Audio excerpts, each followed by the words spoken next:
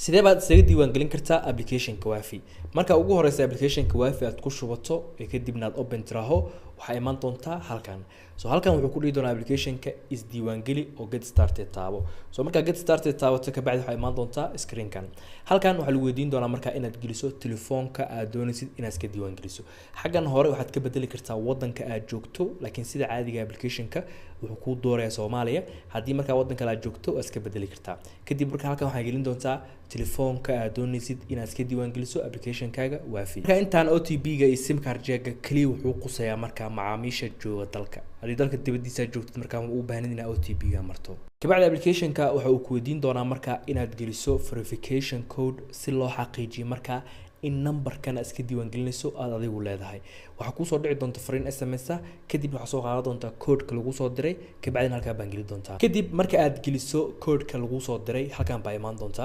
application-ka halkan wuxuu ku weydiin doonaa marka inaad u sameyso magac sidoo kale waxa awood u leedahay marka inaad sawir profile-na saarato xogtan marka aad buuxiso kadib waxa taaban doontaa finish hadda tan saa u jeedaan waxa ku qortay magacayga sidoo kale sawir baan gashaday waxaan taaban doonaa finish halkan waxa lagu weydiin doonaa su'aalo yar kooban oo ah marka sidee baad ku soo ogaatay application-ka Wafi marka wuxuu ku xiran tahay qaabka ku soo ogaatay for example waxa dhigi kartaa social media aan ka soo arkay ka bacdina finish baa dhigi doontaa application-ka xagan wuxuu ku weydiin doonaa marka inaad u ogolaato waxyaabaha qaar inuu application-ka access garan karo telefoonkaaga sida contact-ga oo kale iyo location-ka aad joogto marka allow baan dhigi doonaa sidoo kale location-ka waxaan dhigi doonaa while using app iyo sidoo kale wuxuu ku weydiin doonaa application-ka marka inaad u ogolaato notification-kaaga asagana allow baan dhigi doonaa ka bacdi hadda waxa ku guuleysatay qaybta Wafi chat inaad iska diiwaangeliso haddii aad doonaysid marka inaad qaybta lacagaha isticmaasho waxaad u baahan tahay marka inaad diiwaangelin labaad marto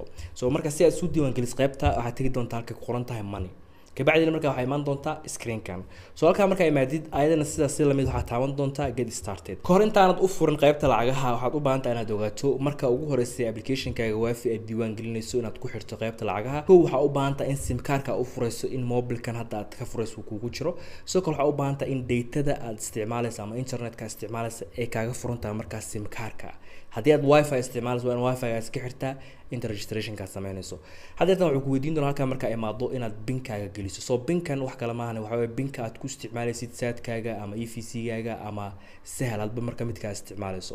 PIN-kaaga marka gelis kadib waxa taaban doontaa login kadib application-ka marka koowaad wuxuu ku weydiin doonaa fariintan buu ku soo saaraya fariinta waa in inta idin sheegay wuxuu ku dhahay waa in SIM card-kaaga uu ku jira telefoonka sidoo kale waa in internet-ka ka isticmaalayso isla SIM card-kan hadda waxaan taaban doonaa anigu marka dhan inta wixii ka dambeeya application-ku wuxuu ku soo diri doonaa marka verification code asagoo kugu soo diri doona marka SMS fariin ah kadib soo qaad code-ka halkan geli kadib marka geliso number-ka code-ka ay lagu soo diray application-ku wuxuu sameyn doonaa marka inuu si automatic u verify gareeyo ka bacdina marka uu ku ogolaado inaad isticmaali kartid qaybta lacagaha ee application-ka Wafi hadii ay jirto xabasha oo marka application-ka Wafi ka qabto waxa si toos ah ula soo xiriir kartaa xafiiska daryeelka macaamiisha adigoo marka booqanaya halkaas sare gearka kadibna kasii dooranaya help halka waxa ka heli kartaa marka inaad live chat-ka qoraal ahaan ugu soo qorto ama marka inaad call ahaan u soo wacdo xafiiska daryeelka macaamiisha si marka lagu caawiyo